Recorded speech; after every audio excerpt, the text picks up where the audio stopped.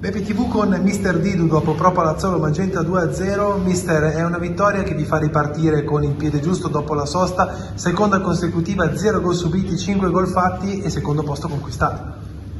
Sì, era una partita con molte insidie, tante incognite, perché arrivati a questo punto, dopo 15 giorni, dopo una settimana di pausa, bisogna ripartire, ricollegare subito la testa. E i ragazzi l'hanno fatto bene, riparte un nuovo campionato, un altro torneo, come ho già detto tante volte, perché credo che ogni squadra, oggi non c'è più posizione di classifica, no?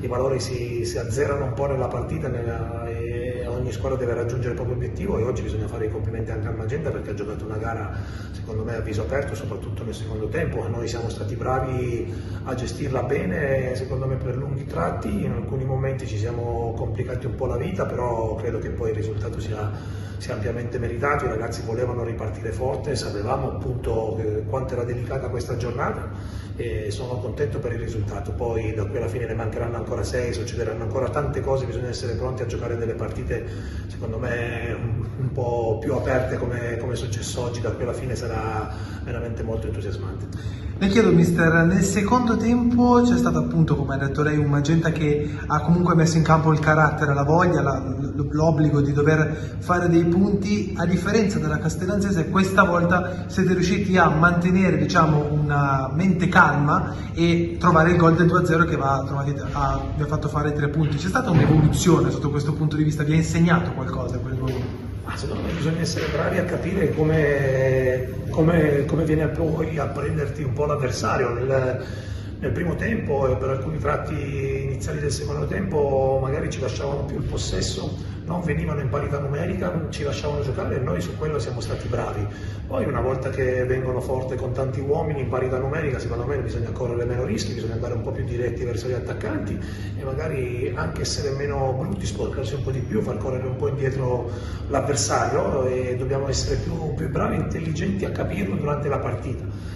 Non si può pensare di fare una partita tutto uguale dal primo al 95esimo. Su questo i ragazzi poi sono stati bravi, hanno riordinato un attimo le idee. Devo dire che avevamo già creato i presupposti per fare il gol del 2-0 e siamo stati premiati alla fine, però queste vittorie ti devono far capire che ci sarà da soffrire, però se si mette in campo questa attitudine credo che ci potremo giocare delle partite molto entusiasmanti. L'ultima domanda gliela faccio ovviamente sul protagonista di oggi, Tommaso Spaviero, che si è sbloccato, e adesso quanto è importante avere un altro attaccante libero mentalmente dal peso di dover fare gol? I ragazzi lo sanno, lo sa Tommy, lo sa Cogliati, ma è successo anche ad Arras. Loro sanno che per me il gol non è la cosa principale sulla quale io poi faccio delle scelte.